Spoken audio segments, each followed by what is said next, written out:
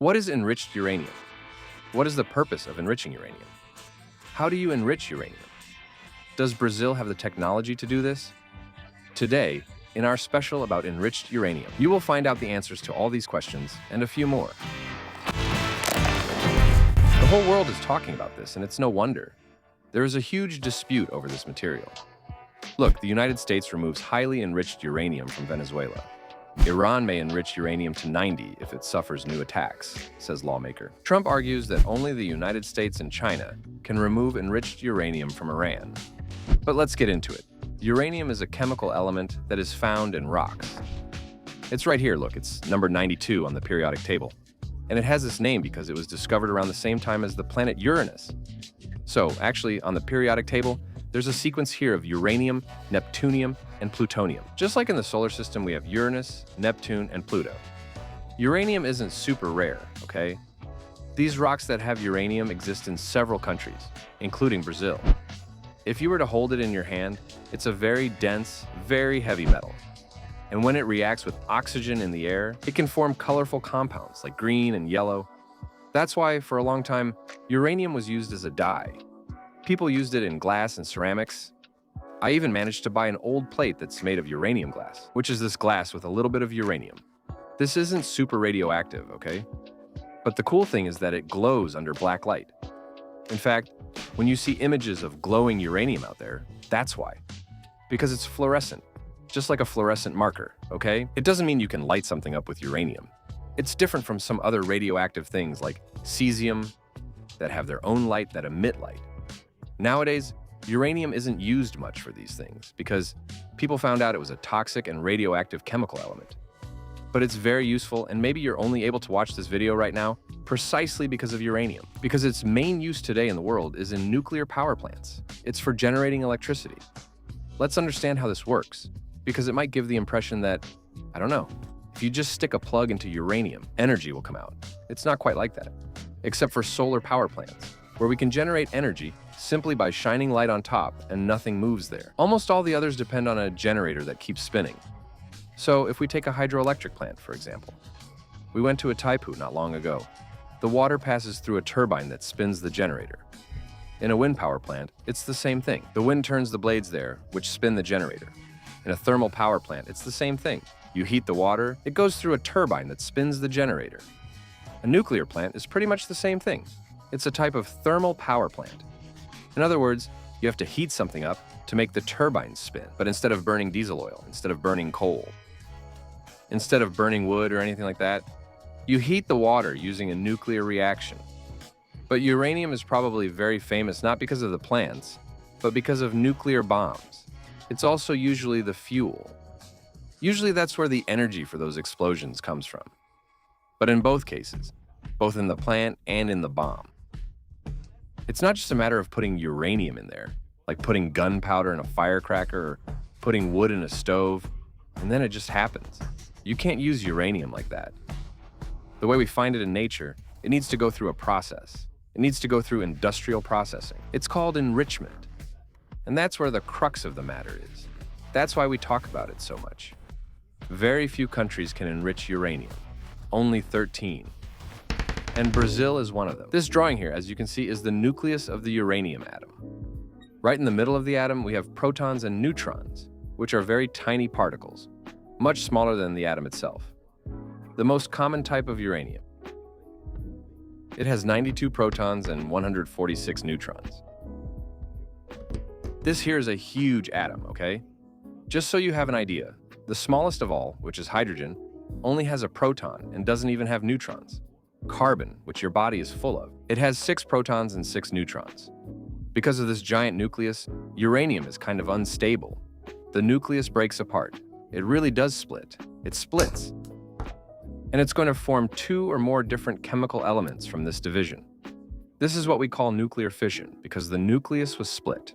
And what's important about this? What matters is that when this happens, a lot of heat is released.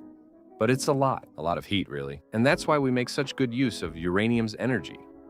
This more common type of uranium, we call it uranium-238, or uranium-238, because if we add the number of protons to the number of neutrons, it will be 238. This type of uranium makes up about 99% of what we find in nature, okay? But there are other types as well. And the one we like the most is 235. It still has 92 protons, but it has 143 neutrons, which ends up giving a total of 235 uranium-235. It can sustain a reaction where it splits and releases particles. These particles hit other uranium atoms, and then this causes the other atoms to split as well. They also release particles, and these particles go to other uranium atoms, which also split and release particles. And what happens is what we call a chain reaction. One reaction triggers the next, which triggers the next, which triggers the next. This only happens with uranium-235. The other uranium atoms also split, but they don't create this chain reaction. This chain reaction works more or less like fire, right? The heat from the fire itself is able to ignite the rest of the material that's there in a bonfire, which also catches fire, which ignites the rest. So it's super important for us to be able to use the energy from uranium in a power plant or an atomic bomb. The problem with this uranium-235 is that there's no mine where we can find a lot of it and just take it. It always appears together with uranium-238, but in a much smaller amount. We need to find a way to separate these two. That's where uranium enrichment comes in. So let's imagine that I have this amount of uranium, okay? The black balls are uranium-238, which is what I don't want. And the green balls are uranium-235, which is what I want. So you can see there's a lot of uranium-238 and almost no uranium-235. All right, we're going to have to separate this now. This process is complicated. It's full of trade secrets, military secrets, and in the end, what do you get? It's uranium that still has a lot of 238, but the proportion of 235 is higher. Then I keep this precious stuff. I set this aside. I get another batch of the original uranium. And then, man, I separate it. I keep what has a lot of 235, I set the rest aside. From here on, you already know the rest. I'm going to repeat this process.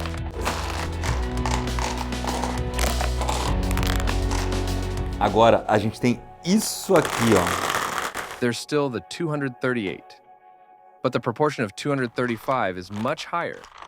This uranium here is richer in uranium-235. Thank you. Enriched. The thing is, here in real life, there isn't a legion of minions separating the black balls from the green balls, especially because uranium isn't made up of little balls. This is much more laborious, much more complicated than what I did. In Brazil, we have 2 nuclear power plants in Angra dos Reis, Rio de Janeiro, which we visited. It was one of the coolest Borave episodes we've done on Manual do Mundo, and they need to use enriched uranium there. And this enrichment process is done in Brazil, using ultracentrifuges. This separation using a centrifuge is something we use in our washing machines. You've probably heard someone say, hey, let's put these pants in the spin cycle so they dry faster. When wet clothes are inside the machine and it starts spinning, the tendency is for everything to want to escape outward, in a way very similar to what happened with that spinning top we exploded here on Manual do Mundo. But in the washing machine, the pants can't get out because there's a little grate around it, but the water does. So the water leaves and only the pants are left. In the end, you have a practically dry pair of pants. When it comes to washing clothes, we want to separate something liquid from something solid, right? The water from the pants. But there are other centrifuges that can separate what is denser, what is heavier, from what is less dense, what is lighter. When we need to separate blood components in a lab, it makes you want to try an experiment to see it in action, right? Giulia Martinato. I brought a bunch of little things so we can try to make a homemade centrifuge here. Homemade. We filled 3 test tubes with powdered milk and water. Okay, which is basically milk, just reconstituted milk. Yeah, and the idea is to try to separate this here with the centrifuge and without the centrifuge to see which one goes faster. We don't have a laboratory centrifuge, but we do have a salad spinner. At home, when you use this spinner, it's to separate the water from the lettuce. But in this case, we want to try to separate other things. So how does it work? Here in this little basket, you put the wet greens that you want to dry, put the lid on and spin it. When you spin it, the water goes out, it pushes all the water out, and then you open it and your greens will be dry. I can't just put these test tubes in here, close the lid, spin it, and that's it, because they're in the wrong position. So for that, we made a little support. This support here is a cardboard support that I cut with a laser with Allison's help, and we want to put the test tubes right here on the side. They'll stay in place so that when we move it, they won't move around too much. Julia will spin the centrifuge as hard as she can, and I have an identical tube. Let's see if there's any difference between them after we open the centrifuge. Yeah, I'll put some muscle into it and spin it for a bit. I'm timing a minute now, Julia, watching the clock, okay?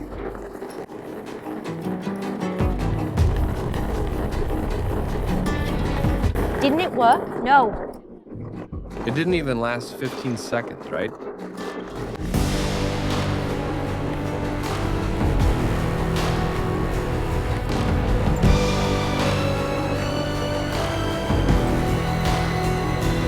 Guys, a minute has already passed.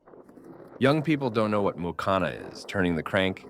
That's way too easy, Julia. Look, 5 seconds left. Oops, 5. 4, 3, don't slow down, 2. Now you can slow down.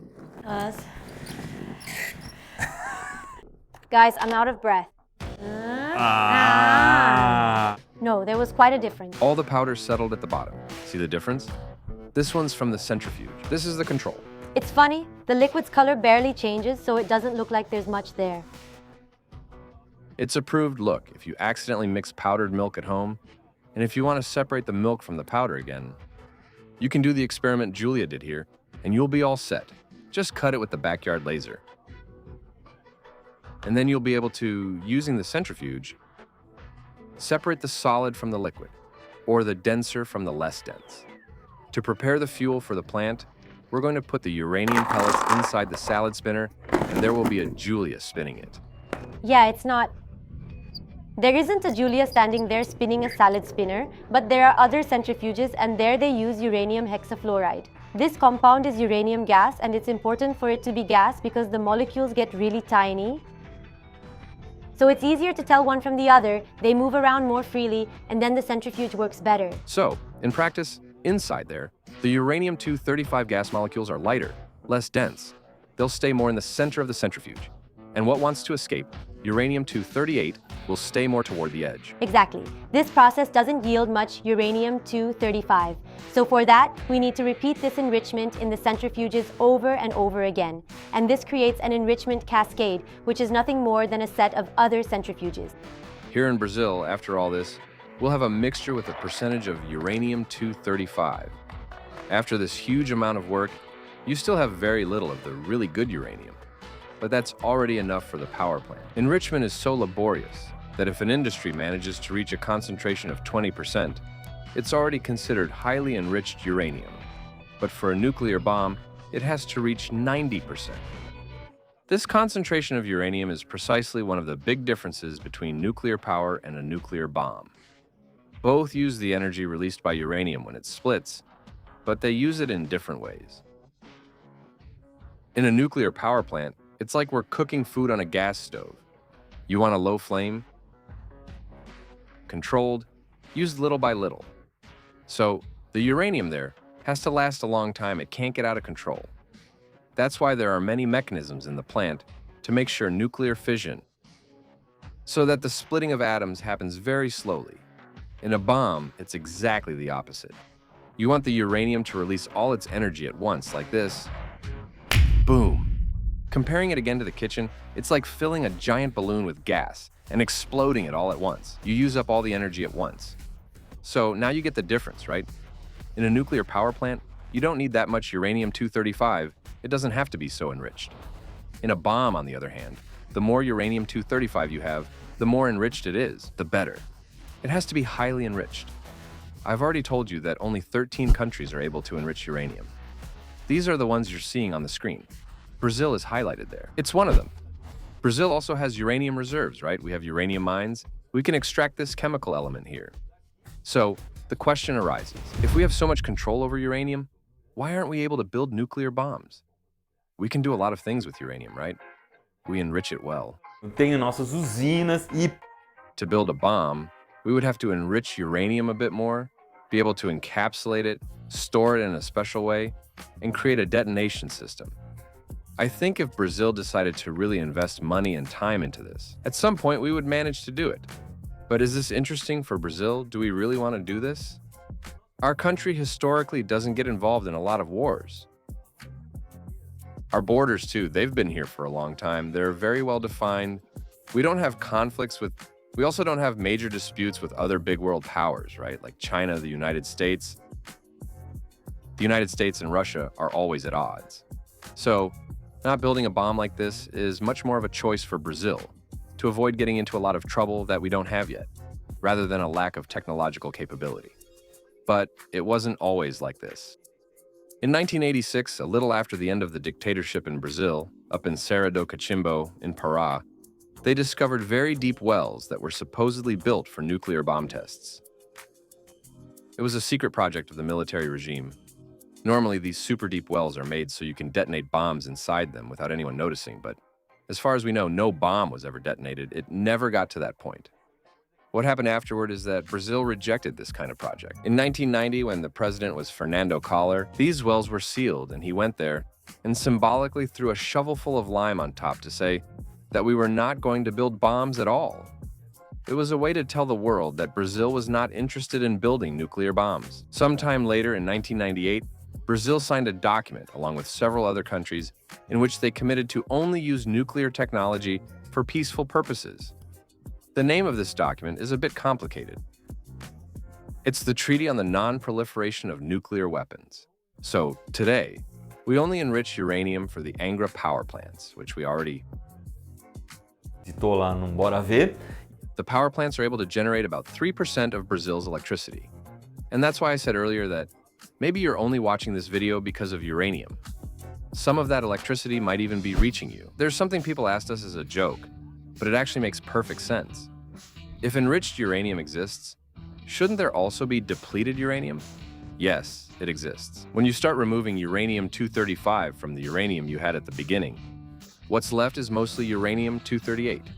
So, it's not that it's poor, it's uranium that has almost no uranium-235. It's uranium that's poor in uranium-235.